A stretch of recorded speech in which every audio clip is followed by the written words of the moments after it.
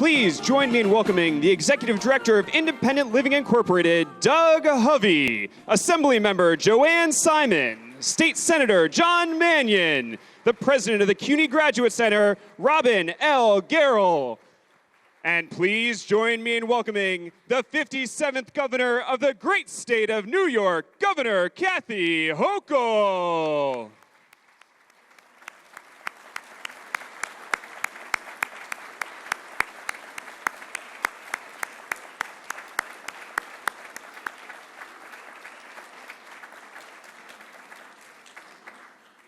Good afternoon. I'm Robin Garrell, the president of the CUNY Graduate Center, and it's my pleasure to welcome all of you to our campus and to offer a very special welcome to our governor, Kathy Hochul, and to the other elected officials who have joined us today. The CUNY Graduate Center is proud to host this event as we share your commitment to preventing discrimination and exclusion on the basis of disability, and we are proud to partner with you in efforts to destigmatize disabilities. Thanks to the sustained advocacy of so many in the room today, and to the leadership of the state legislature and our governor, a package of new laws will be signed today that will enhance protections for those living with disabilities in New York. We're truly fortunate to live in a state like New York where those who are fighting for the rights of marginalized communities have the freedom to organize and to advocate, and where our elected leadership is prepared to enhance protections for rights, not to diminish them. And we see the governor's commitment to advancing the well-being of New Yorkers every day, including through her support for higher education in CUNY and SUNY, which makes it possible for so many young people to continue their education and to prepare for careers and leadership in our state. And through the governor's focus on research and innovation, which starts at universities like ours. These efforts will create jobs and economic benefits that impact countless New Yorkers and our state for years to come. As we are witnessing today, the leadership by our governor and legislature are grounded in a commitment to advancing equity and opportunity. It is now my honor and privilege to introduce the very first woman governor of the great state of New York, our 57th governor, Kathy Hochul.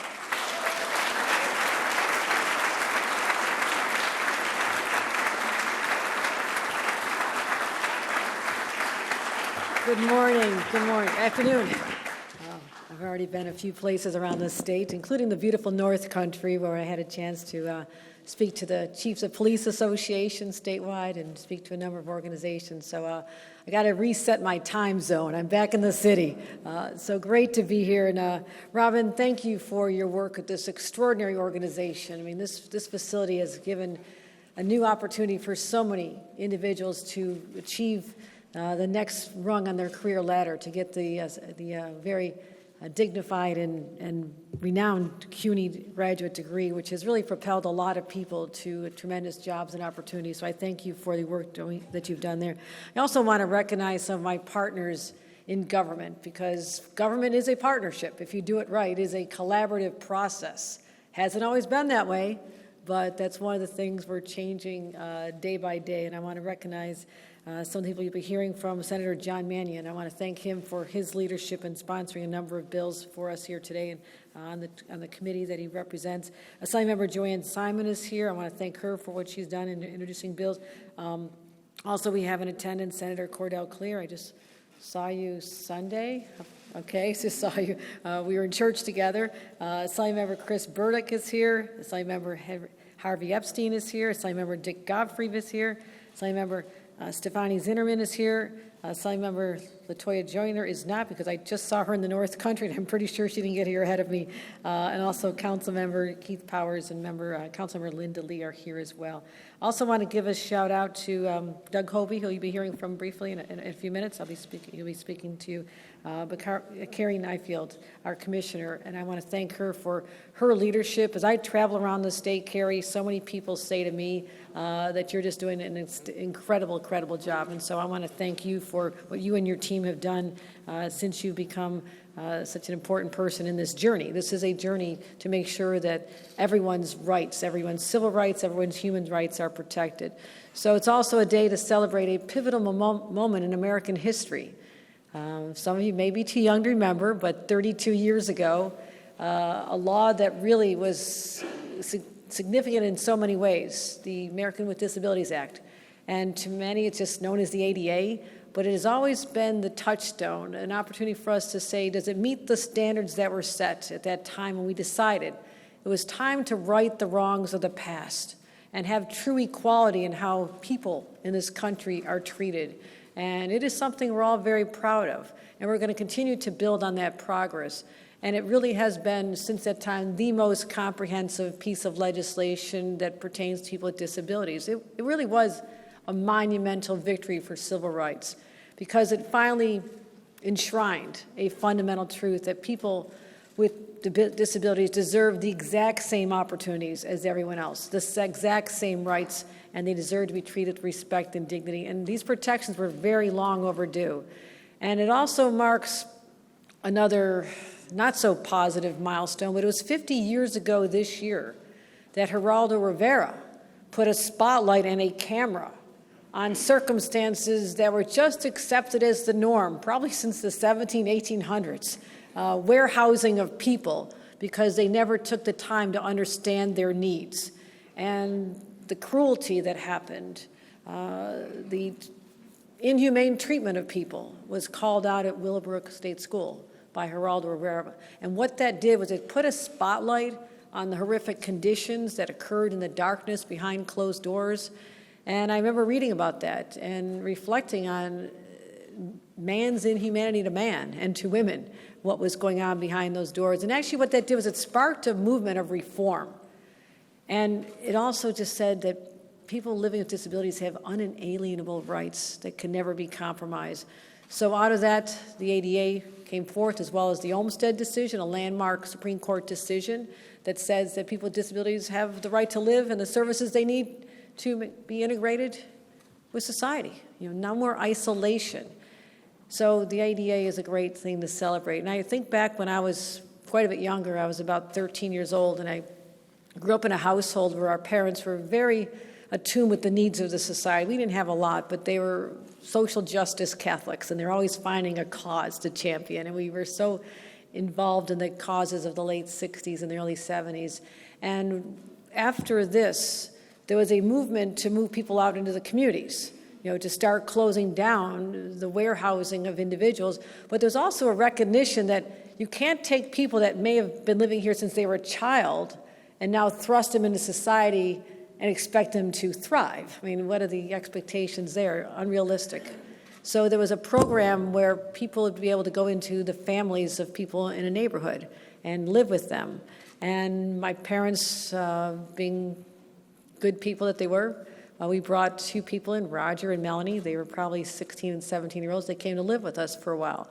And my job as a probably 10 to 13-year-old range was to take them shopping and to teach them how to go to the little hamburger place and buy lunch, and just to show them the basic things that I knew as a child that they had been denied the opportunity to learn because they were in this facility. So I saw back then that this was just wrong, that these people never should have been trying to find the outside world for the first time as teenagers or young adults. And we have corrected that, and we've made good progress. But as you'll see today, we're going to always be moving ahead with more progress. So we will be talking about, I have a nice proclamation for Doug in a couple minutes. It's really nice and long. I wrote it on the plane. Not really. I just made that part up. But we do have fewer people living in institutions than we did, so we have a lot more work to do. But I want to talk about some legislation because you also have a well-intended legislature and a governor who want to make sure if there's any issue that comes to our attention where a wrong needs to be righted, we will take the pen and do just that, and that is what today is about. So today we have a bill sponsored by Senator Mannion and Assembly Member Joanne Simon that relates to decision-making by people with intellectual, developmental, cognitive, and psychosocial disabilities. What it does is it creates a formal and legal process for those living with these challenges to make their own decisions about their lives. There should not be an automatic presumption that someone else has to make the decisions for them. And I'm glad we've evolved to that point today. But other than just saying it, let's make it the law of the state of New York. And so we're going to be signing that into law.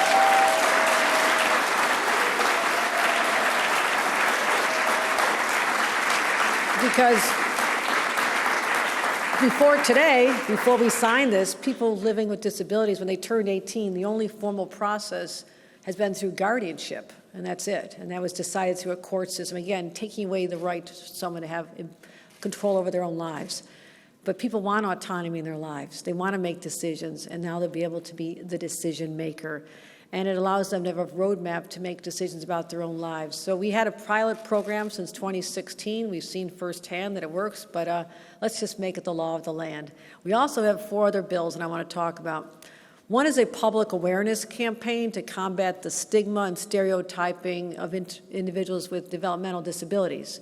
Again, this was John Mannion and Carrie Werner, some member Carrie Werner. And individuals with these disabilities contribute in so many meaningful ways. And this campaign is to celebrate that and to put the spotlight on this and reduce the stigma that has been there for so long. So we're going to be signing that into law as well. And bills 3 and 4, our 3rd and 4th bill, refer to references to the archaic and now viewed as offensive terms in numerous sections of New York state law, where they describe people with disabilities as being mentally retarded. We've evolved from that. That is a stigma that we can move away from. So we need to work on that, and Senator Roxanne and Thomas Abenati are the ones who are the sponsors of that bill, so I congratulate them for recognizing that this should not be in the laws of New York. We have different ways to describe individuals. And the last one eliminates the state residency requirement for designated beneficiaries of the New York ABLE program, that we think that this should be available to more individuals elsewhere, so more people can access this important program. So those are what we're going to be signing, these bills today. I'm excited about it, glad to have our final mark on that, say it is now the law of the land. And also, earlier this month, I was able to sign other legislation enforcing the rules related to disabled access parking spaces. What a hassle this is when people abuse that. Very insensitive, not recognizing the needs of others, the reason behind this. So we made those changes as well. I also do want to just point out that one of the other really good things I did as governor was, for the first time, create New York State's first disability officer to really elevate the position. And I was able to find an individual with the heart and compassion and the experience and the knowledge to really be a champion for the disability community and for others. And so I want to thank Kim Hill for accepting that position, for what you've done. Thank you.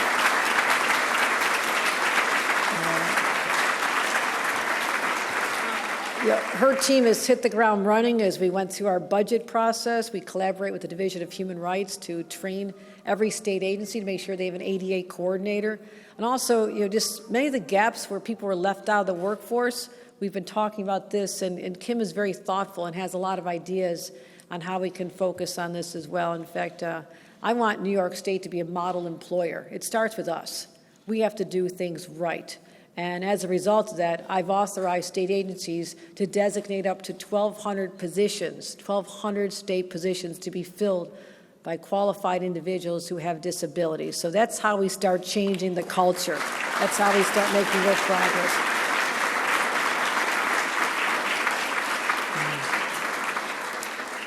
My daughter works in Washington, D.C. For a small company that does consulting for companies that are trying to figure out ways to make their workplaces more inclusive for people with disabilities. It's a narrow niche. But if you ever wonder about my commitment to this, I get a text from her every single day, like, what are you doing today, Mom, in this space. So she has a good heart as well. She was raised to be just like her grandparents, very outward thinking. And so there's many, many ways, as I've learned through her, that we can be a model so states can show what others can do in the private sector, because I believe the private sector can do so much more to lift people up. And I've gone to many places where we also understand that people who have certain disabilities actually have unique capabilities to work in certain areas where others may not. And we talk about that in terms of coding and deciphering messages and how we can be helping understand threat assessment through cybersecurity. I mean, it's been really fascinating to see people that have been trained because they have an intellectual predisposition towards seeing patterns. So we are taking advantage of everybody's talents and putting them to use in our state. And I want to continue to work with the private sector to show and to educate them on our expectations of businesses here in the state of New York of what we want to see from you as well. So Kim is leading the charge on that as well. So because I believe the ADA is a gold standard, but I want to go past the gold standard. I don't know what's after gold. Is that platinum? Whatever the standard is, that is New York, because we are the Excelsior state. We are a state of great exceptionalism, and I want to be the model, and that is what we're going to continue to do during my tenure as governor of the state of New York. So we will get there, and I want to have you have a minute to listen to our other champions as well, but I think I'll start first by inviting up Senator John Mannion. Thank you.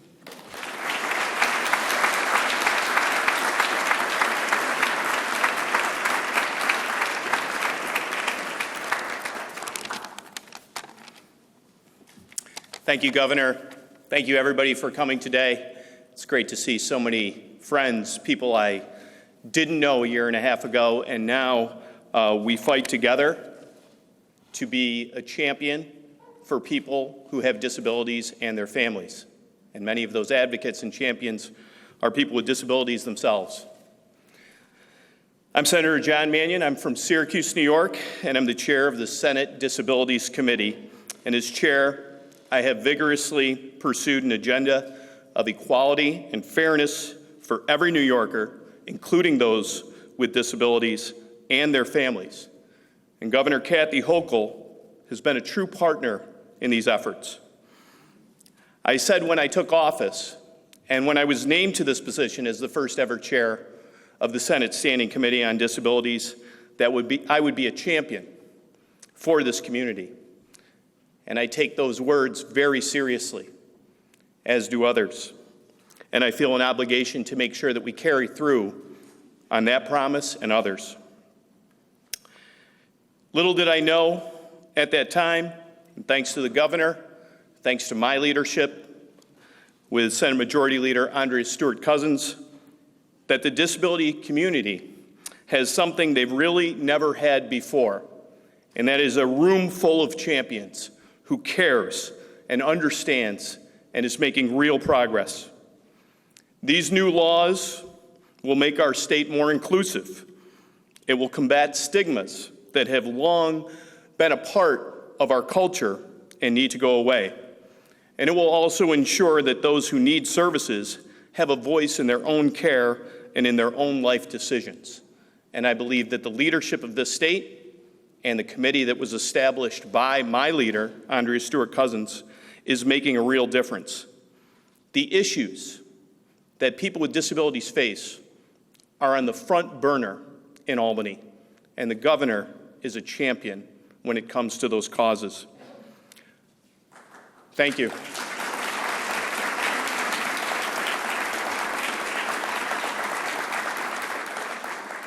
I spent 28 years in a high school classroom, and usually people say he was an AP biology teacher. But I was also a 15-to-1 living environment teacher. And I sat in those special education meetings, those CSE meetings. Sometimes the student was there, and sometimes they weren't. And when they were there, the adults in the room felt like we knew best. And then that student would chime in and say, actually, I don't want to take that course. And there was such value to that. And it changed the way that I taught, and it changed the way that I sat in those meetings. And before that meeting, I would say, is that student going to be here? And then they were. We can look back at what has been accomplished in the 50 years since Willowbrook, or the 32 years since the signing of the ADA.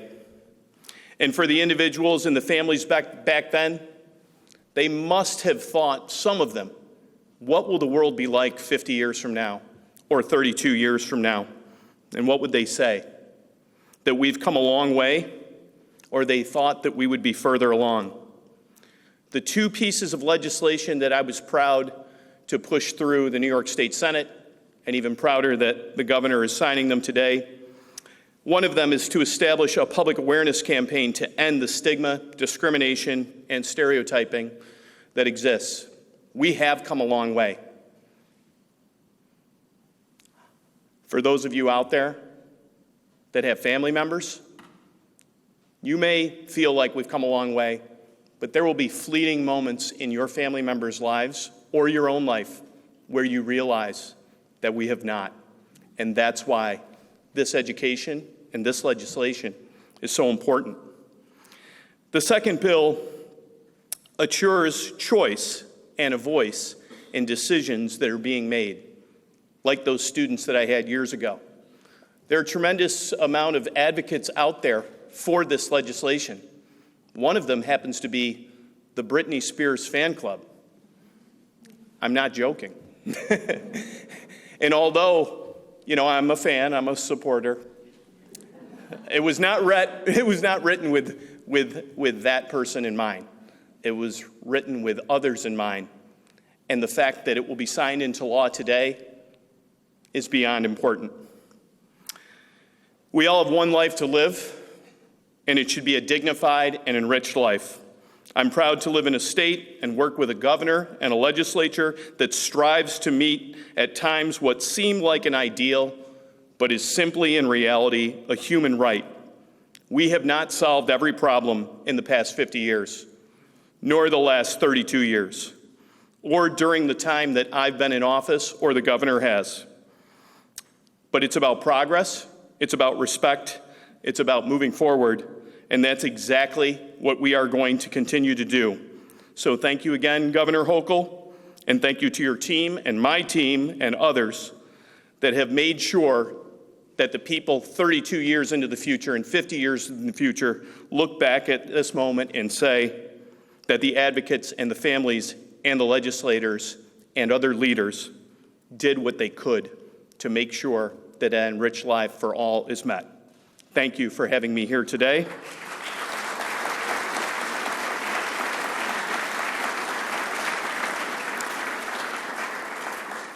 I may have surpassed my 2 minutes. I do apologize, but it's my honor to welcome up to the podium the legislator that shared one of these bills with me, and I appreciate her leadership over the course of her time in the Assembly, Assemblymember Joanne Simon.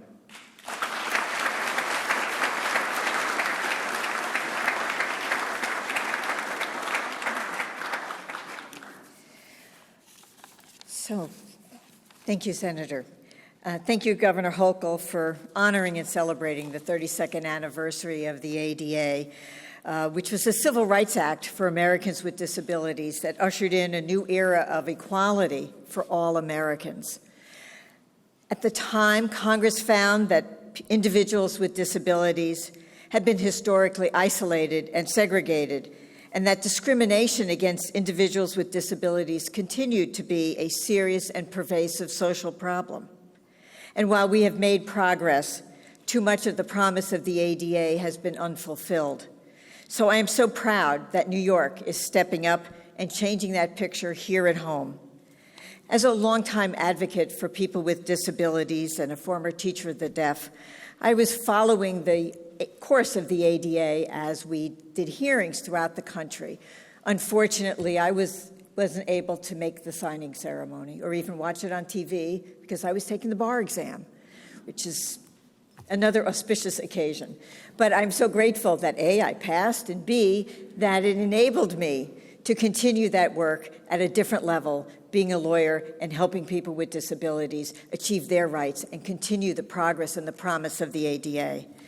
So today, with her signature, Governor Hochul will enact several laws that are improving the lives of people with disabilities, from the public awareness campaigns to combat discrimination to changing the laws and eliminating the R word from our laws, finally, to this groundbreaking law about the supported decision-making, which is really a less restrictive way to avoid guardianship and to give people control over their own lives. People know what they want, and they know what they don't want, and too often we haven't listened to them. We haven't heard their voices, and we haven't given them the opportunity to learn from decision-making. We all make better decisions after we make some crummy ones, right? This is part of the human experience. And the supported decision-making bill is really a groundbreaking bill, and it is incredibly cool to be here today for that signature. I also want to thank my colleagues in the Senate and the Assembly, Senator Mannion, who has been my partner on a number of bills, and also to thank the Disabilities Chair, Assemblymember Tom Abenanti, who's not able to be with us here today, but who really fought for this committee to be a standing committee in New York State, and also to our Speaker, who responded to that call and has been supportive every step of the way. I also want to thank the advocates who are here today, including former surrogate judge Kristen Booth Glenn, who has been a beacon in this field, a mentor to me. Thank you so much. And to the Office of People with Developmental Disabilities and Commissioner Nyfield, it is so wonderful to have a partner to work with us on these issues and improve the lives of all New Yorkers.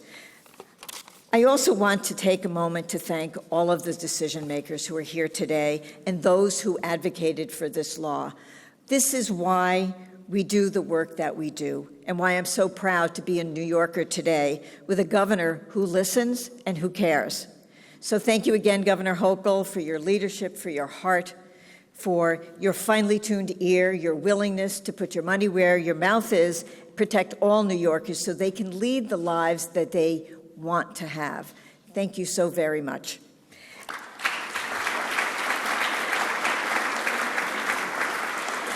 And now I'd like to turn it over to Doug Hovey. Thank you so much.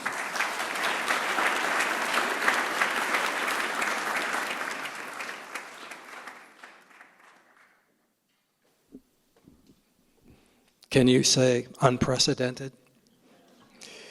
This is just an incredible day for all of us, for all the people with disabilities in New York State, and all of you, stakeholders. As we were coming into this room, I heard the Beach Boys and the song, Good Vibrations. Well, there's a lot of good vibrations in this room right here. You can feel the energy. Governor,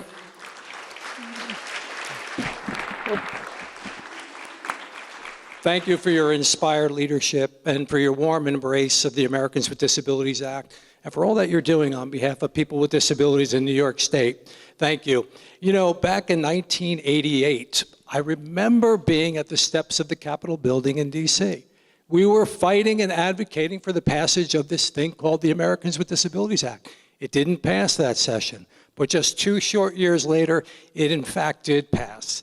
And we're very excited to be here today to celebrate the 32nd anniversary of the Americans with Disabilities Act. I'm here on behalf of the association, the New York Association on Independent Living, which is a cross-disability association that represents 41 independent living centers throughout the state. Independent living centers are cross-disability organizations that represent the interests of all people with disabilities. I became disabled on July 27th, 1980, so 10 years before the passage of the ADA, almost to the day. And I remember what it was like pre-ADA, when there were no accessible entrances and bathrooms were not accessible. It was an entirely different world, to live as a person with a disability back then. We've made tremendous strides since that time. There's no doubt about that, both environmentally and in terms of the attitudes that recognize people with disabilities as valuable and valued, skilled, and contributing members to society. Both the ADA and the Olmstead decision, as Governor so eloquently pointed out, are having such a profound impact on the quality of life for all people with disabilities. We're so excited to be here. And one other thing I wanted to mention about the cross-disability movement and the ADA, the unique feature about the ADA is it doesn't distinguish between disability groups. It recognizes all of the commonalities and common themes that we all have as people with disabilities.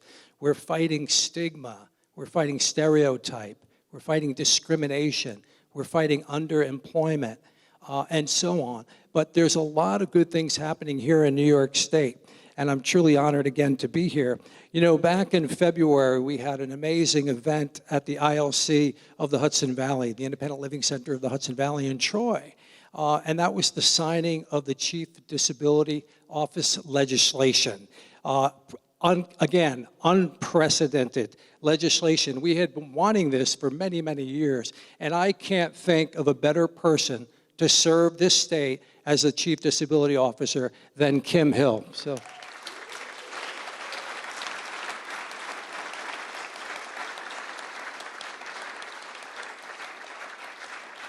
Governor Hochul, thank you again for getting this done. The Most Integrated Setting Coordinating Council, fondly known as the MISC, and you'll be hearing a lot more about that. There's a lot of exciting work going on with the council. We've been having meetings. We've created 3 committees, one focused on deinstitutionalization, one focused on community services, and one focused on employment. And these committees have been meeting for several months now. And what's happening is the work of these committees is culminating into what we call the Olmsted Plan. And there's a work group that's been working tirelessly with Kim and with the support of the governor and her staff on the second floor, because it's not possible without that. And there's a new energy on the second floor, too, every time I'm there. And we have these sessions. They're work sessions. They're 4 hours. And it's not uncommon to see the governor stop in and to check in on us, or to see the governor's staff check on us. That's unprecedented. So today being the anniversary of the ADA, we owe a major debt also to the pioneers of the disability rights movement and so many others that have come before us, and far too many for me to mention today. But I do want to say that, the Civil Rights Act of 1964 was really set the stage for the Americans with Disabilities Act. And we owe a huge debt of gratitude to Black Americans and the fight for justice that prevailed in the 50s and 60s, and that still continues today. The ADA...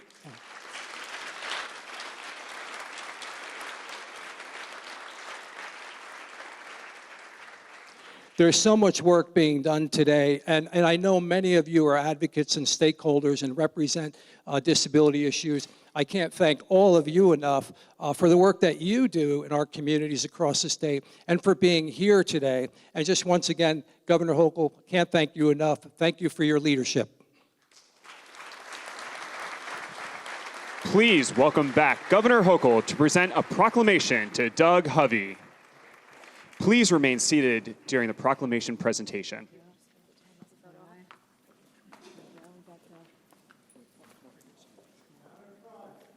This is a very long proclamation, and I'm not going to read it to you because I'm a better politician than that, because nobody wants me to read all this, but it does pay tribute to the fact that we recognize this is a significant milestone in the march towards progress, and to celebrate declare this as the Americans with Disabilities Act Awareness Day here in the state of New York. And again, I thank all of our champions, because the work that we're doing here today is not just for all of us and all of you, it's for generations to come as we continue to move progress forward. So thank you, Doug. Thank you. Thank you.